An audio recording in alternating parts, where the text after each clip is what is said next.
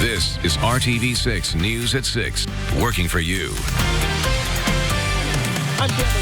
It's the end of an era for an Indianapolis church. Tonight on RTV6, how the community is trying to save it. My husband and I, we pray every morning, and one thing that we pray is for the city of Indianapolis to stop the violence. Another violent weekend in Indianapolis, how church leaders are urging people to talk it out, don't shoot it out. And next at 6, RTV6, working for you. An apartment complex takes action after a Call 6 story about air conditioning problems there. We begin now at 6 with the neighborhood landmark being dismantled. A former place of worship now with an unknown destiny. The Holy Cross Catholic Church on Indy's east side has sat empty now for several years. Now its stained glass windows are being moved to another church. RTV6's Cameron Riddle spent the day in the neighborhood where residents and former church members are wondering about the future of this near east side site. The Holy Cross Church has been in this neighborhood for more than 100 years. And the people who live here in the place named after the church say they simply can't imagine the Holy Cross neighborhood without the Holy Cross Church. All of our families went to school here, church here, baptized here, funerals here, weddings here, a lot of history. John Heidelberger's family has lived in the Near East Side neighborhood for 75 years. He says watching the 120-year-old Holy Cross Church be taken apart piece by piece is like losing a piece of his family's history. I don't know what it's going to be like to look out my front door and not see the church, if they're going to tear it down or whatever. You know, it's a strange thing. For several years, the church has literally been falling apart and sitting empty since the front facade collapsed in 2015, forcing the church to close its doors the following year. The Indianapolis Archdiocese still owns the building and is now salvaging the church's parts, including the historic stained glass windows, which are now being moved to another church in southern Indiana. Mark DeLacy with Indiana Landmarks tells RTV6 the church is on the state's 10 most endangered landmarks list, but says there is still hope for the neighborhood icon. There have been a couple different proposals already being discussed, primarily focused around housing. We've talked about could an event center go into the building, something that would allow the space to continue in its current configuration. While the Indiana Landmark's future is uncertain, repairing damages on the 120-year-old building will come at a price no cheaper than $2 million. But folks who love the church would likely say you can't put a price on the history you plan to have in the future. My parents were married here. My mother was buried here. Funeral was here, you know. I thought my funeral would probably be here, you know. I guess that ain't gonna happen now. In Indianapolis, Cameron Riddle, RTV6. Thanks, Cameron. And new at 6, 2 young men from Fishers are now formally charged with multiple counts of arson and other charges in the burning of a large American flag. 18-year-old Christopher Graham and 18-year-old George Drake were charged today. That flag that hangs from the back of the stage of the Nickel Plate Amphitheater was set on fire on the 4th of July. The flag was destroyed. And now to your Storm Team 6 forecast. It has been and continues to be quite enjoyable. Warm, but the humidity is considerably down. So it's another perfect night to grill. Let's see what Storm Team 6 Chief Meteorologist Kevin Gregory is serving. And Kevin, we want a main dish, not a side dish. I want something big and juicy. Come on. You got it. Outdoor seating for 4 is now available, and it's nearly perfect. As you mentioned, 84 is the temperature in Indy, but the humidity being down really makes a difference. Bloomington at 86, Muncie also right in there at 86. Other temperatures will fall in most cases about 20 degrees from where we're at now. We'll give it a try. We may drop into the 50s tonight for the first time in over 2 weeks. Temperatures, especially northwest of Indianapolis, have the best chance. Temperatures around central Indiana now close to the mid-80s, which is average for this time of year just about everywhere. Between now and 11, any clouds that you see slowly dissipate or fade away. A light breeze and temperature 74 at 11 o'clock tonight. And now to a Call 6 Investigate story about the health department cracking down on those landlords who fail failed to fix broken air conditioners. Now, following our story, an East Side apartment complex is making some changes to keep its tenants cool. Emerson Place on the East Side was smacked with an emergency order last week to fix the problem. Today, the management company says they still have 8 broken AC units, and they've ordered 8 new units, which are scheduled to arrive tomorrow. Emerson Place's management company also says they've purchased window units to help those tenants cool off in the meantime. They're also working to fix any broken units that remain. In Marion County, keep in mind that landlords are responsible for fixing broken air conditioners if the unit was there when the tenant moved in. Metro Police are investigating several shootings in Indianapolis over the weekend. 2 people were also stabbed. After a violent holiday weekend, a group of pastors are sharing a new initiative aimed at stopping the gun violence. RTV6's Stephanie Wade explains how and who they want you to turn to. Everybody's frustrated. I know all kind of moms that are frustrated, dads that are frustrated. People want the violence to stop. After another violent weekend in the city of Indianapolis, this group of pastors have one message: talk it out. Don't shoot it out. Because in our minds now, my only solution is I got to go grab a gun. Because all they're going to do is go grab a gun. Who's going to shoot first? Are we both going to be shooting? And then innocent bystanders gets killed. And a lot of it's petty. Advocates came to Tarkington Park on the north side to urge people today to drop the guns and talk about your problems. When I see violence, and I see what the parents are going through, what the kids are going through, I pray, I labor. I pray over my sons every night, every morning, and I pray for the city of Indianapolis. Using words instead of weapons is what they're preaching. And if you need someone to talk to, there is help by calling 211. Anything from basic needs, food, housing, utilities, to crisis services, suicide, domestic abuse, child abuse, and then everything in between.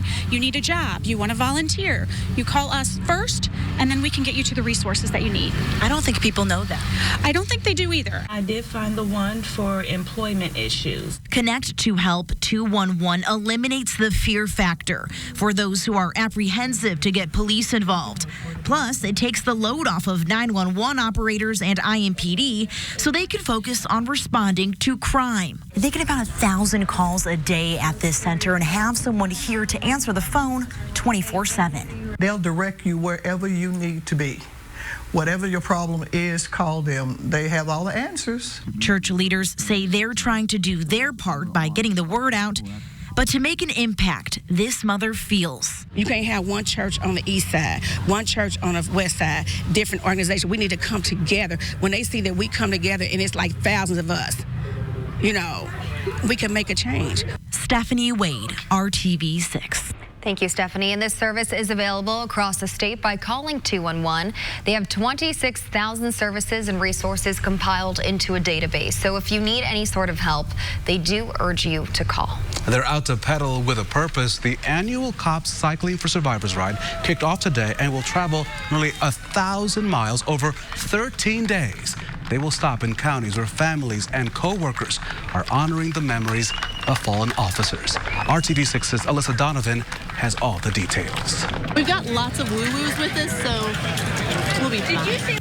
This is the 10th year Stacy Miller is hitting the road with Cops Cycling for Survivors. They invited me that first year, and I was blown away by the camaraderie, by meeting the survivors and their families and their co-workers. Unlike many of the cyclists, Miller started riding with no real connection to law enforcement. I just met the other cyclists, went on the ride, and kind of fell in love with it. Building relationships with survivors of fallen officers like Colleen Schultz. I'm riding for my son, Nick Schultz. He was killed in the line of duty in September of 2014. Nick Schultz was just 24 years old when he was shot and killed on duty. He was only on the street by himself for I think 3 or 4 months. His mom says this ride is a time for her to talk about her son. Not how he died, but who he was when he was alive. He played college football at Franklin, actually, down here. And he had a great personality, always had a great smile on his face. He loved his family. His sister was his best friend. This was him and his sister. Schultz is one of many fallen officers these riders will honor on their 13-day trek. They started their ride with a ceremony recognizing the 5 law enforcement officers that died last year. Sergeant Edward Ronald Bowman. Police Officer Robert Sean Pitts. Deputy Sheriff Jacob Matthew Pickett. Sergeant Benton Hurley Bertram. Police Officer David Alexander Tinsley. Along the way, they'll stop and meet with friends and coworkers of the fallen, riding nearly 1,000 miles to make sure all survivors feel they are supported. I'm Melissa Donovan, RTV6. A solemn moment worthy of recognition. The funds raised from the ride support families of fallen officers across our state through scholarships and memorials. If you would like to follow the riders and donate to the cause, you can visit the COPS Cycling for Survivors Facebook page. Still ahead on the news at 6. Have an idea of your own to own a business? Maybe a local couple will serve as your inspiration. We'll see. And hundreds of auto jobs in Indiana need to be filled, and the pay is nothing to ignore. Could this be what you are looking for? And a trio of new faces coming to the Pacers for the upcoming season. Later in sports, 2 of those additions talk about what they think the team can accomplish in 2020. Kevin? And no matter how you slice it, it comes up sunshine, at least for today, and then tomorrow afternoon. We'll talk about thunderstorm timing and potential strength on Wednesday. That's coming up. This is RTV6 News at 6, working for you. Welcome back. Almost 100 Hoosiers will lose their jobs at the end of next month. In a letter to the state, State Farm Insurance announced it is closing its operations center at Keystone at the Crossing. 97 people will lose their jobs on August 31st. The cuts are expected to be permanent. And Community Health Network is expanding its capacity to treat drug addiction, and it could get even bigger if they find the right employees. Community today cut the ribbon on its new inpatient adult psychiatric unit on the east side. The new 13-bed unit is located on the 5th floor of the state's Neurodiagnostic Institute. It does not even have a patient yet, but they're already thinking about expansion if all the pieces fall into place. We're already talking about if we need to expand this, how do we do this? We do have additional capacity to do it here, so we'll look to do that. I mean, one of the things that holds us back is the availability of workers. You know, we're undersupplied with behavioral care workers and therapists and nurses, and so we're continuing to try to expand that workforce as well. Community caregivers and local leaders toured the facility today. It will welcome its first patients this week. Hiring Hoosiers, RTV6's initiative to connect you to jobs across our entire state. And Toyota Manufacturing in Southwest Indiana needs 400 assembly workers. The plant in Princeton already produces the automaker's popular Highlander midsize SUV. Now, the company is investing $600 million to upgrade that facility and allow for the production of 40,000 Highlanders a year in the future. So as you can imagine, it needs more people, a lot more people. The pay ranges from $18.95 an hour, with the top rate at that plant being $29 an hour. The key is we pay you as you're going to school, so you can raise your family, you can take care of your tuition, and after 2 years, you've got 2 years of work that you can put on your resume that's hard to get. So that is the critical point of getting people into the workforce. They actually have the experience to go in right off the bat and do the job. Toyota, as part of this effort, is making a special commitment to encourage more women to enter manufacturing, especially at that plant. And by the way, take a look at this video. The Toyota plant there in Princeton is about the size of 70, that's right, 70 football fields. Ahead of next week's Shark Tank open call in Indianapolis to pitch your ideas, we want to showcase Hoosier entrepreneurs and their success stories. We begin with a family-owned business out of Brownsburg. They took a favorite morning beverage, combined it with catering, and now their cup runneth over with profits. Doyle and Debbie Lowry started a Cup Above coffee catering in 2005. They traveled to businesses, schools, organizations, and events to provide coffee and smoothies to their customers. The two say business is a success now, but at first, it was nerve-wracking taking such a big leap. For me, it was really exciting because I have that entrepreneurial spirit. So I was very excited about taking this idea and running with it. But yeah, there is a side that's scary. And, you know, it's like, is it going to work? Are we going to make it? Are we going to pay the bills? And it started slow. It took time to build, and it's grown through the years. And now we look back and go, wow, look where we've come. We wish them and all entrepreneurs the very best. We did ask Doyle and Debbie if they were going to showcase their business in front of the Shark Tank producers next week. They say they don't feel quite ready just yet because they say it's a pretty big step, but maybe, just maybe, one day. If you're ready to make that pitch to the Shark Tank producers, you'll want to attend that open call a week from tomorrow, July the 16th, at the Indianapolis Motor Speedway. Gates open at 6, with the event beginning at 9. We have more information on the RTV6 app, as well as our website, theindychannel.com. I think I know the answer to this question. I'll ask it anyway. Feel the difference today? Humidity is down. It's not gone, but noticeably more comfortable. Okay, tomorrow and Wednesday, 2 warm days. The difference, Wednesday, the humidity's back, a chance for some thunderstorms. Rain chances diminish or really disappear on Thursday. The temperatures are our coolest. Then we start to climb into the weekend, which will send our temperatures on at least a 3-day stretch as we get to Saturday, Sunday, and Monday. 3 in a row, 90 or above. The heat comes back. Summer lives. As far as our forecast for any rain, dry. As you can see, 4 out of the next 5 days and even 6 out of the next 7, the way we see it. Our Wednesday chance for rain just 30% across central Indiana, and that's more likely as we get to Wednesday night, maybe even some overnight into Thursday morning. Kokomo's at 85, Logansport up in Cass County 81 degrees. To the south in Greensburg, Decatur County 88 degrees. That's one of the warm spots. Otherwise, temperatures as we go through the night will drop about 20 degrees from where we're at now. These would be the coolest temperatures since the middle of June. You go back about 17 days to find low temperatures in the 50s. Indy settles to about 61, up and away from there. By the time we get to noon tomorrow, right at that 80-degree mark. Upper 80s, lots of sunshine, nothing more than some fair weather clouds around tomorrow. The wind will be light out of the east. There are the high temperatures. 85 is your average for this time of year. Wednesday, a cold front will be off to the northwest. That would be the spark for showers and thunderstorms. Slight risk, a few of these could be strong as we get to Wednesday night entering northwest Indiana. Marginal or low risk for the rest of central portions of the state. 7 o'clock Wednesday night, there's some thunderstorms in Illinois. They drop to the south and east, still hanging out at 11 o'clock Lafayette toward Kokomo and Peru. Then through the overnight, we'll see a few in central Indiana. Wednesday temperatures make that move toward 90 degrees. Depends on the cloud cover and how quickly it develops in the afternoon hours and whether we see isolated thunderstorms before the evening hours. But everybody close to 90 degrees. As we go into the weekend, we told you about Saturday and Sunday temperatures, lots of sunshine. The heat index will be back in play. It will feel more like 95, if not a little warmer on a Sunday. Here's your 7-day planner. The cool, comfortable temperatures tonight will be replaced by lows that are around 70 degrees as we get to the weekend. And you've got 3 out of the 7 days there where temperatures will be 90 or above. Looking good, Kevin G. Thank you so much. Appreciate you.